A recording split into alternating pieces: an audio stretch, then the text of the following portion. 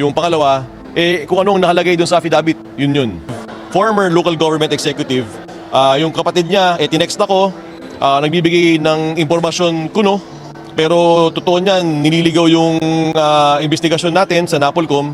Taga saan daw ho ba itong region? Clue, pahinging clue. Pambira ka talaga, Boss Ted Alam mo, na-idol talaga sa mga tanungan mo Sabihin na lang natin na malapit sa Metro Manila. Okay. Sa gitna ng katahimikan, isang nakakagulat na eksena ang sumambulat sa publiko. Isang eskandalong kinasasangkutan ng di umano'y dalawang grupong nagtangkang bayaran o ilihis ang investigasyon ng mga autoridad kaugnay sa pagkawala ng mga sabungero.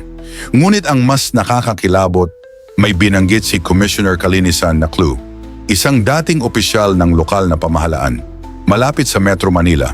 Isang taong di umano'y nagpilit linisin ang sarili sa pamamagitan ng salapi at kapangyarihan.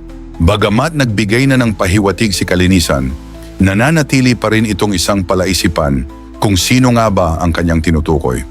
Subalit sa pagtagpi-tagpi natin sa mga revelasyong binitawan ni alias Totoy nitong mga nagdaang araw, magugulat ka sa matutuklasan mo dahil natataranta na pala ito habang tumatakbo ang oras.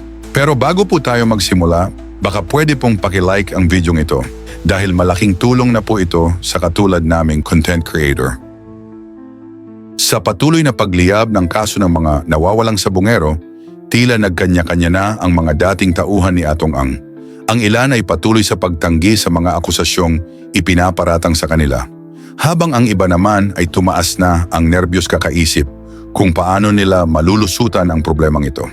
Isang problema na hindi lang magpapakulong sa mga sangkot sa krimen, kundi maaring magbunyag pa ng mas malalim sa mapanganib na lihim ng isang organisasyong matagal nang gumagalaw sa likod ng mga anino.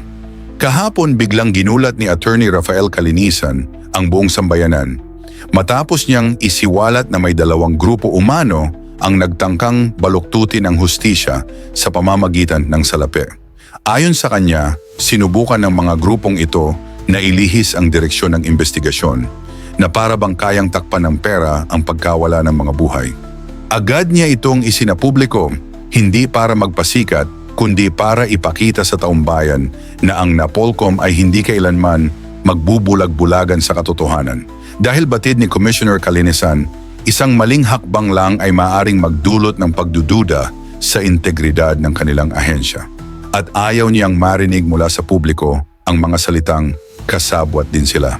Kaya habang ang ibang opisyal ay nananatiling tikom ang bibig, si Calinisan ay tumayo at nagsalita para bang naghahamon sa mga makapangyarihang personalidad na nasa likod ng iskandalong ito. Sa kanyang boses, dama ang determinasyong ituloy ang laban. Sa kanyang mga pahayag, ramdam ang pangakong walang sinisino ang batas, kahit gaano pa kalaki ang pangalan mo. Hindi ka makaliligtas kung mapatunayang sangkot ka sa misteryosong pagkawala ng mga sabungero. Sinabi rin ni Attorney Rafael na may isang individual na gustong linisin ang kanyang pangalan matapos madawit sa kontrobersyang ito.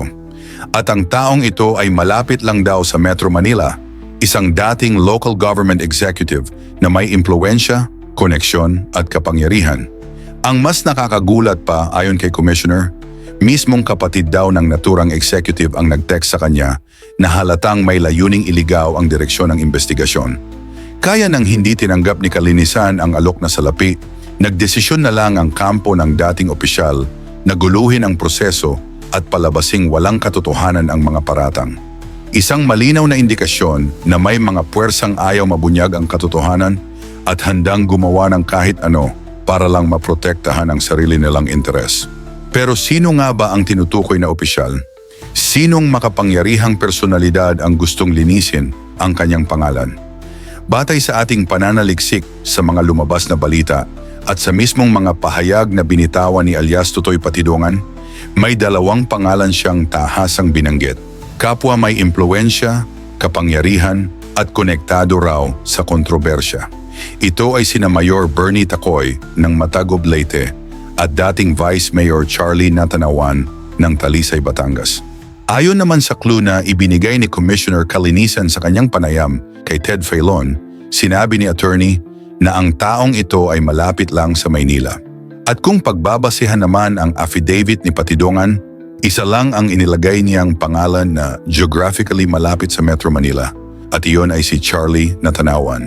Kaya ngayon, maraming mata ang nakatuon sa kanya. Siya nga ba ang tinutukoy ni Kalinisan?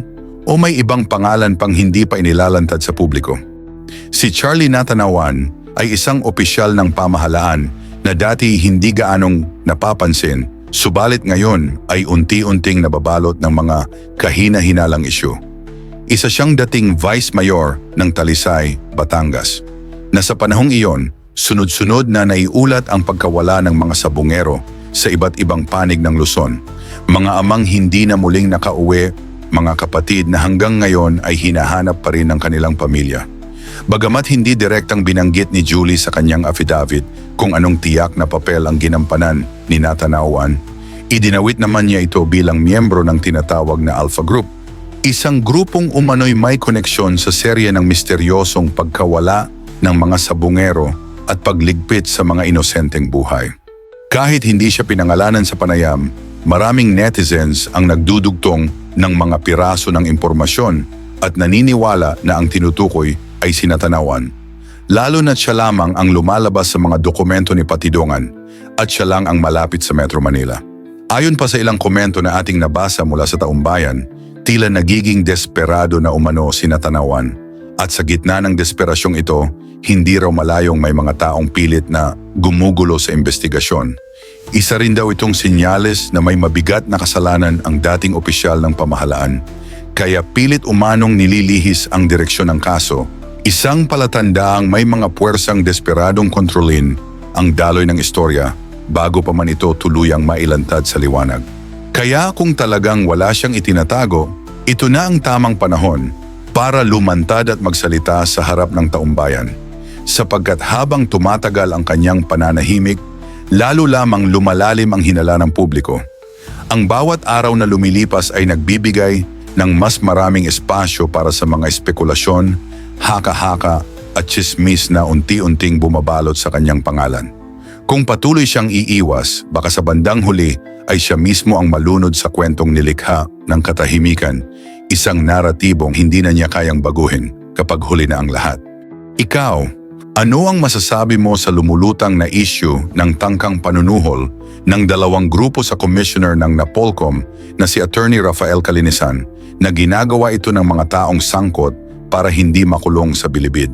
Isa na ba itong desperadong hakbang para maimpluwensyahan ang investigasyon? O isa itong senyales na mabigat talaga ang kasalanan ng mga taong pilit nililinis ang kanilang pangalan kahit alam nilang may kinalaman sila sa pagkawala ng mga inosenteng buhay? Ikaw na ang humusga, comment mo yan sa ibaba at babasahin natin yan isa-isa. Hanggang dito na lamang po, maraming salamat po sa inyong lahat at mabuhay po kayo.